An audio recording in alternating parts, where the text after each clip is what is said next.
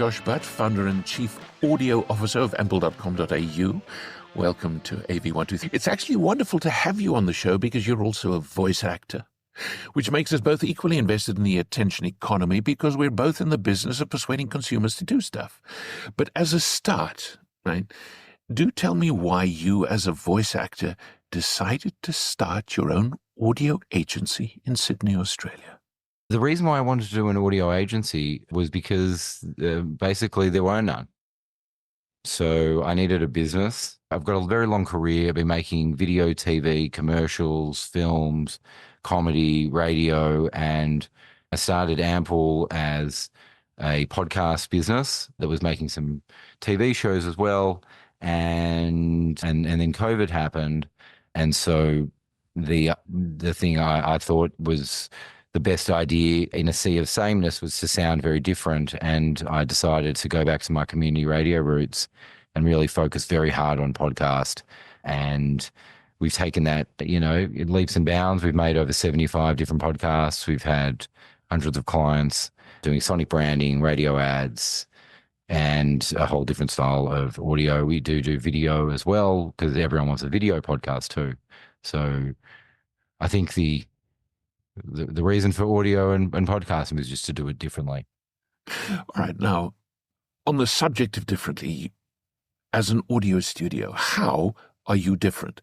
And how do you define storytelling in the context of modern media and digital platforms differently? Well, we don't look at what we're making as something that's allowed to sound the same as something else or look the same as something else. And so every relationship we have with a client, we expect to try something creatively different when it comes to a radio ad or a podcast ad or a series. We like to think in characters. We like to think in story.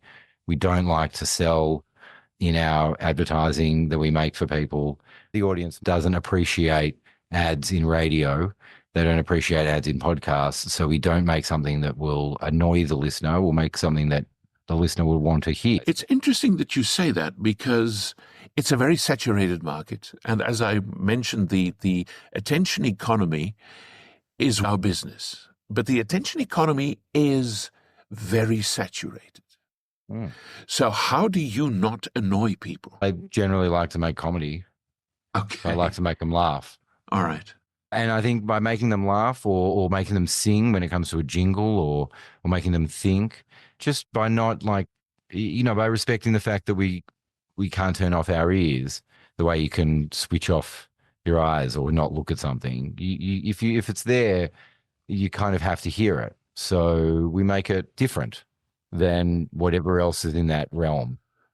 All right. And you make it different by doing what exactly? Well, radio ad might be, less music, right? Because it's a noisy environment.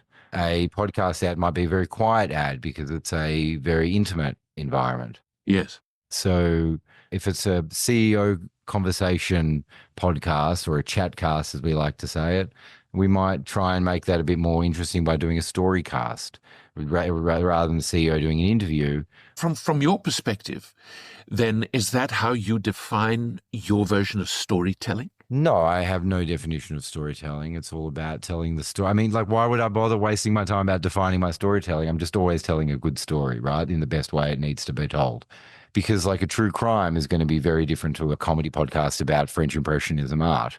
So I don't really worry about what I'm making from a story perspective. They're all stories. They all have their own construct. They've all got their own boring act structure. They've got their tropes. It's about knowing whatever trope we're working with, making sure that we're true to the genre that we're in. I mean, what do you think? How do you define it?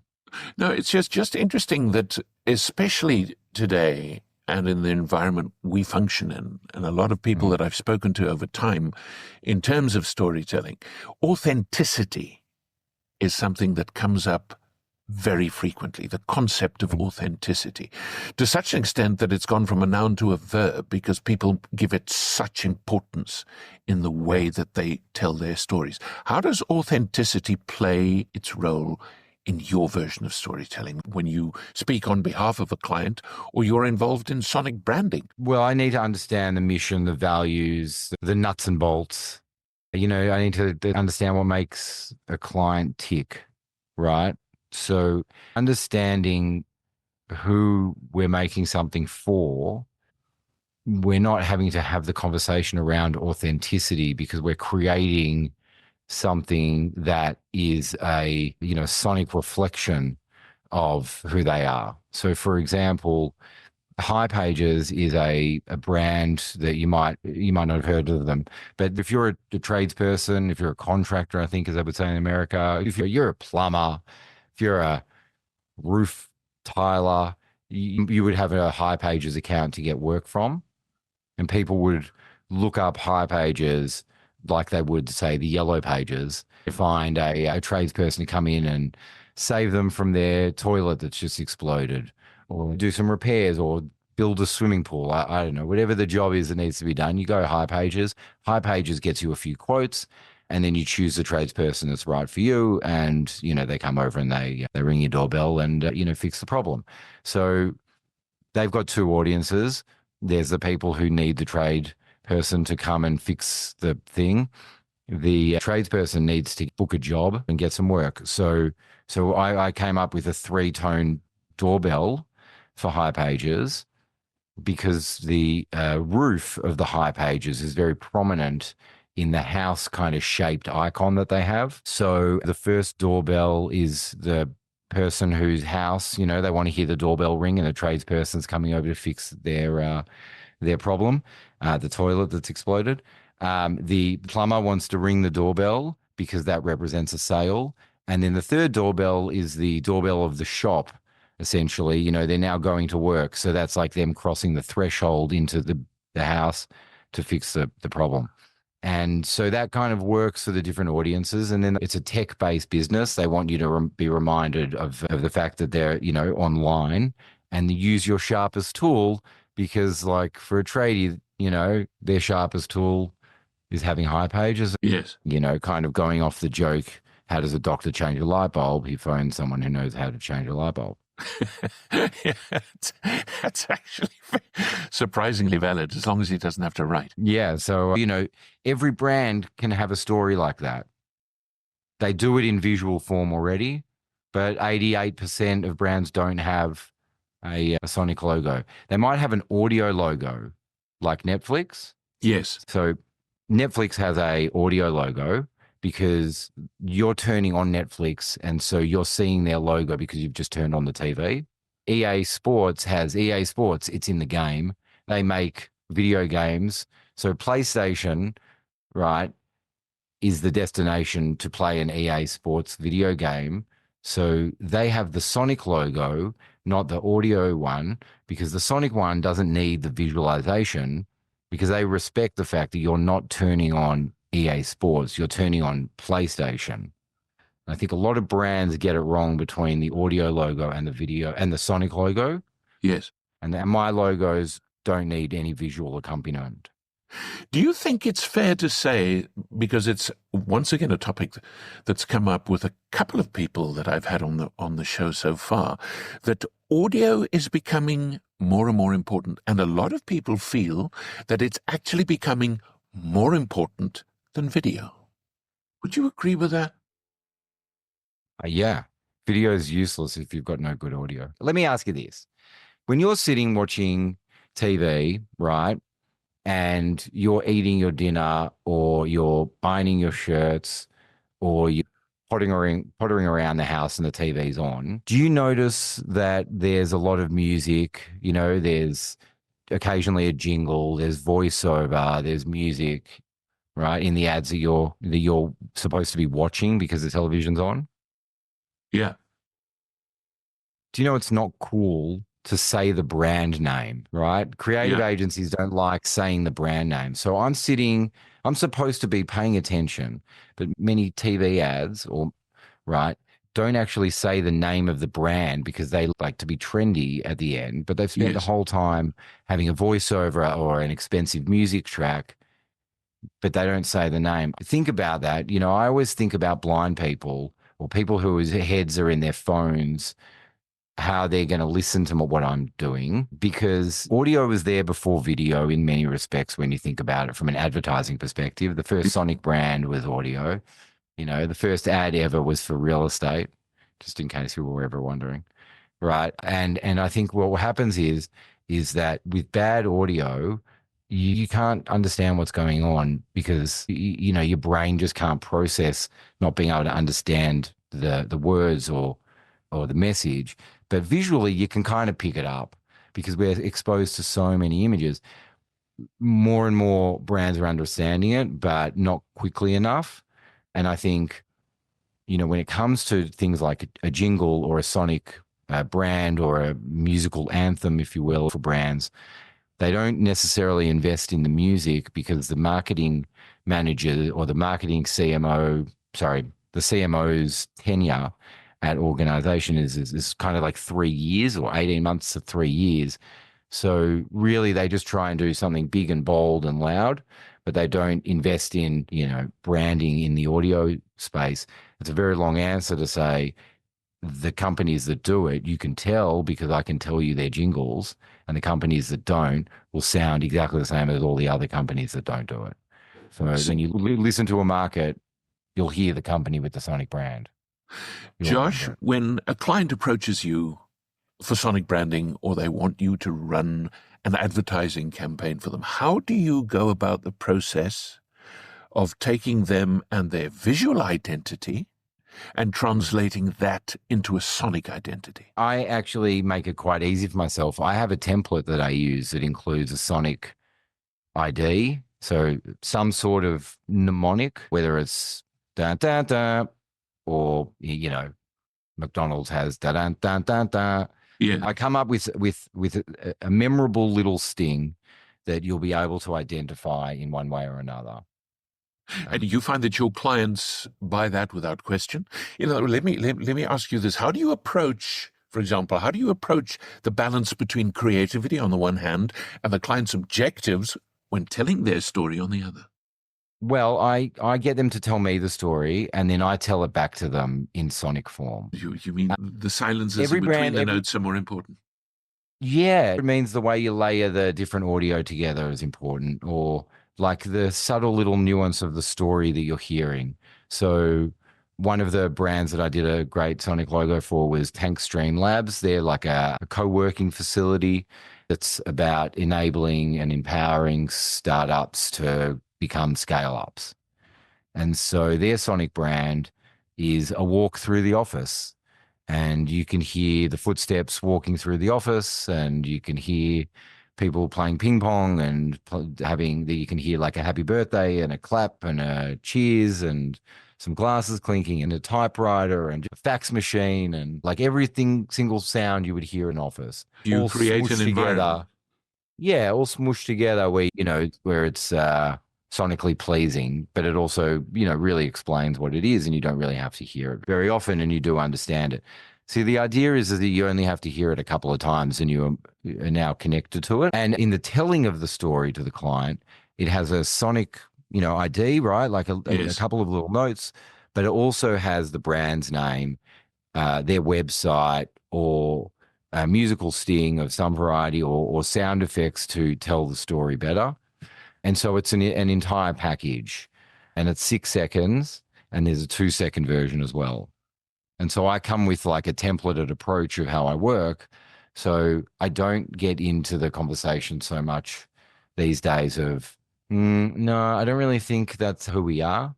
We don't really have that particular conversation if my clients have been through the process, because we've gone through a couple of different creative workshops where we've answered a lot of questions about what's important to the business, what they want to be known for, who they are. And so we've done a little bit of investigation of strategy and, the values, the missions, the goals of the business, to make sure that it's deeply connected to the style guide that is their visual style guide and their tone of voice and those are the hard work that's been done on the brand. What are some of the key elements that make the stories you produce resonate with audiences, especially if you're trying to cross or trying to address different demographics? Do you make ads that would appeal to one demographic specifically as opposed to another? No, I'm interested in characters and stories being told. I like genre. So when I'm making an ad, it's usually a two-person ad. There's usually someone who knows something more and someone who needs to know more, right? Like one person's telling the other person something or trying to get an answer out of the other person or, get them to do something. So you think about who the audience is for that ad. So, and so the audience for the ad is the audience that will buy the product or the audience that needs to know about the service.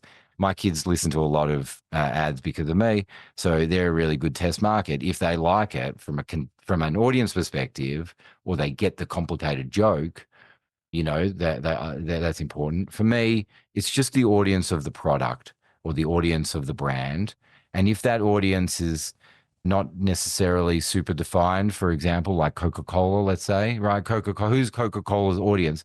Well, it's anyone who's, near a fridge where they're paying for a drink, right? Yes. But then Coca-Cola is very sensible. They've got an angle, and their angle is party and fun time. And, so it's literally, so it becomes anyone who wants to have fun. I think the audiences might be defined by a marketing manager, and yes, that's important, but ultimately there are a whole bunch of other people who will hear this. Don't waste your dollar while you're specifically targeting one brand. You might as well target everyone at the same time as well. As a voice actor, has your experience in your career impacted the way you approach the ads you produce? And if so, how? I'll say, look, someone's written this. It works on the page, but now that I'm standing in front of a microphone, it doesn't work. I can go, oh, hang on. I know it wasn't written this way, but I can do it this way, and that might make it work a bit better.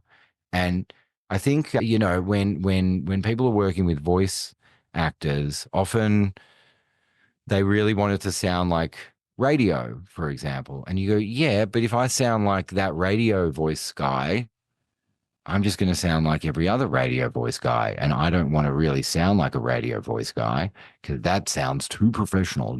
Hi, welcome to me doing a voiceover. Whereas if I sound like myself, that's going to resonate with people more because you can't tell what I look like, but I kind of sound normal, I guess. I don't sound fake or AI because I'm stumbling a little bit and I'm not perfect. Well, I just pop my P's. That isn't such a bad thing if I want to get people's attention. That's where authenticity comes in. Yeah, it's living in the not perfection. Yes. So how do you measure the effectiveness of your storytelling in these campaigns? Money. Do we make money? All right. Yeah, well, you're South African. My wife's South African. We're all from somewhere else, right? We're all doing a business. We're all, every voice actor, every person who's producing ads is supposed to be generating a result. And that result has to be measurable, and it can't be airy-fairy impressions. That's not a result. That's numbers on a page. A client who wants to come back, a client who wants to, spend the money in media should be spending the money in media with a great sounding ad that will generate them a return. And so we do media buys for clients, and we track our metrics as well. So we take responsibility for our creative. From Ampel's perspective, what are the biggest challenges you face trying to tell a brand story in today's attention economy? I keep coming back to that because it's such a crowded place. Do you ever hear the conversation around, oh, I need a good website? Of course you do. And then someone will say, well, go to Wix or go to Squarespace, right? Get 10% off your first month free using offer code Ampel. No, I'm just kidding. And, but Wix, Squarespace, you can get a great website done in an hour, right? Or if you've got a shop you want to do, and you can get a great Shopify website that comes with all the e-commerce, all done, right? You're ready to go have your shop up in an hour. Sure. They're going to help you run your business? No. Right. And I think What companies like Wix and Squarespace did was very smart, was they go, don't know what you're doing, but know you need a website. Here are a whole bunch of different suppliers. You can find our experts on this marketplace within the website, right? And so people now go, cool, I need a website that I don't have to build, right? Yes. They've done that really well to make sure that people are enabled in the attention economy to create a website that's really good, right? We only want to work with people who want to build their own website, but then get a bit scared because they don't really know how to kind of actually, make their audio ads. Everyone kind of doesn't know what to do when it comes to audio. And so we work with clients who are prepared to sound different, who are prepared to take a bit of creative risk, who are prepared to understand the power of the fragmentation of the audio world, and that audio is about niche audiences. But, we don't care about the attention economy because every brand needs an audio channel for the way they've got LinkedIn or Instagram, but for their ears. And by having a focus on audio, you still get great video. So really, we start very basic B2B audio, not necessarily making a podcast that's going to have 100,000 listeners. That's just not feasible for most people, certainly not on day one. Or most brands. People don't care about brands unless brands have something worth saying or listening to. In audio, it's a bit different than it is in video. Videos are very much a distraction. Blogs, Twitter, X, Reddit, LinkedIn, these places are places where people get distracted from their day to day. Whereas with audio, you're going for a run while you're listening to it, or you're walking the dog, or you're driving in your car. It's an accompaniment and you're an engaged listener because you want to listen to something.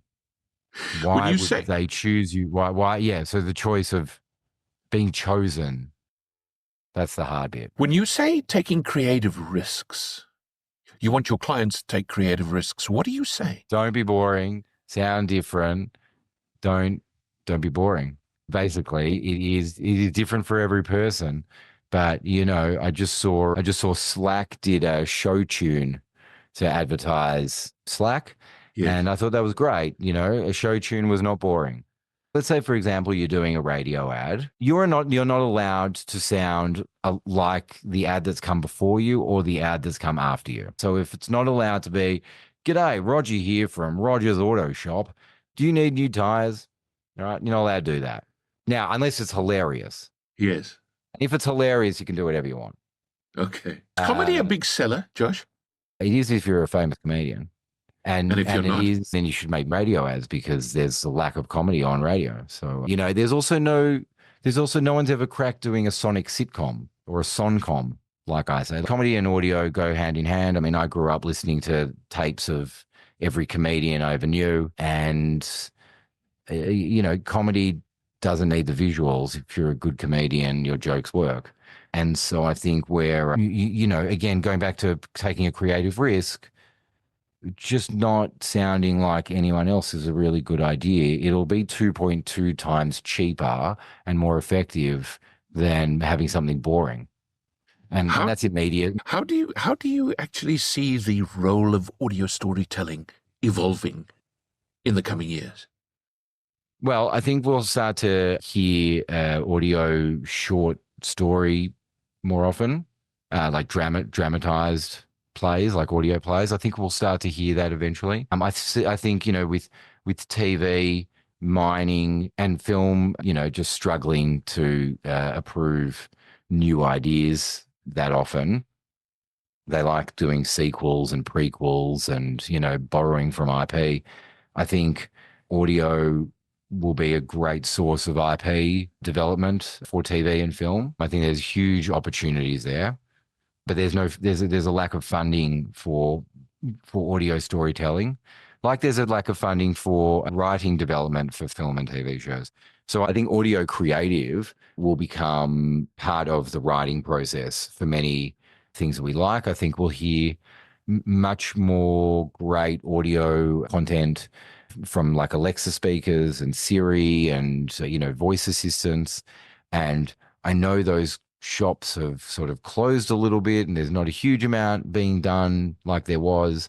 But I think we'll interact with voice in a very different way in the coming years. Once all the chat GPTs and learning modules and all that understand Australian accents and UK accents, but that like all the different languages, and people will just be interacting with computers and technology with their voice a lot more than we currently are. But I think also Dolby Atmos, which allows you to do 360-degree audio. And with the dramatically huge rise of the large format screens, I think we'll hear more great audio as an experience. Basically, everywhere there's an event, anywhere there's a screen, I think there's an opportunity for a better audio experience, or actually a better sonic experience. As a final question, Josh, what advice would you give clients or potential clients looking to harness the power of storytelling in today's saturated market? If you were to take something from this conversation, what do you think my advice would be? Be different. Yeah. Always what I say. Let's sound different. That's the thing I always tell everyone. And I use that word, let's sound different, because there's my verb. AI can do lots of cool stuff, but it's going to create a lot of really boring, mediocre content. And that's okay. I've already got that on radio and TV and YouTube and Instagram and LinkedIn. Like, there's an abundance of boring content. And so I think if you want to get attention, you've got to strive for making something worth attention grabbing. It's more expensive to be boring because you need to have a bigger media budget to push out your boring stuff that no one's going to want to listen to. So if you want to make money, actually just be more creative. Like, stop touching it, do it once and be done with it for a while. Like, make a jingle and say, right, we're not going to touch that for 10 years. Because in 10 years, everyone will have heard your jingle at some point. So you'll get free media in a few years. But, you've just got to have a long-term sonic process or thought process to it. Just as a tag-on question, for many voice actors and for many people in the creative business, AI is something of a destructive tsunami. Yeah. Do you see it as one? And if not, why not? Yeah, like, it's definitely coming for a lot of people's jobs. Like, you're not going to be able to be average in this business at all in about 18 months. If you don't have something that's a distinctive quality that sets you apart, you are going to be a prompter for an AI machine. Your job will be the same. It'll be like you are a voice actor, but, you might be the voice selector. There are a lot of people who survived in the 80s and the 90s that won't survive in the business. But, at the same time, there are other opportunities, and so, we'll find more opportunities, and there'll be much more to think about creatively because, we won't have to do as much. But, I don't think AI are coming for every single person's jobs, but it's coming for the ones who are very competent. Yeah. Those are the people I'm afraid for. The people who always wanted to do it as a hobby or do it for a bit of fun, they'll still get to do it. If it's not their business, they'll still be able to get to do it, And so I think, my advice to anyone who wants to be a voice artist or make radio ads or just do anything that is considered content, it's just, learn your craft. Go learn the old way to do it. Know the old way to do it. And find your craft and then lean into it. And if you're a voice actor and you've got a voice that everyone says, oh, no, I don't think you could be a voice for radio because you've got a lisp or you've got a drawl, or don't listen to them. If your voice sounds different, then that's going to be very important because AI can't do different. AI can only do the same. That's a very astute observation. Josh Butt, founder and chief audio officer of Ampel.com.au. Thank you so much for being on AV123. And don't forget that if you, as a listener, ever need a vocal maestro to bring your AV projects to life, it's as easy as Voice123. So click the link in the description to sign up for free and hire voice actors that can bring any AV project to life. Or add a couple of hours to your day with our A to Z project management service, Voice123 Enterprise. We'll be back with another conversation soon, so don't forget to subscribe, comment, or let us know if you'd like to be featured on an episode of AV123. So until next time, bye.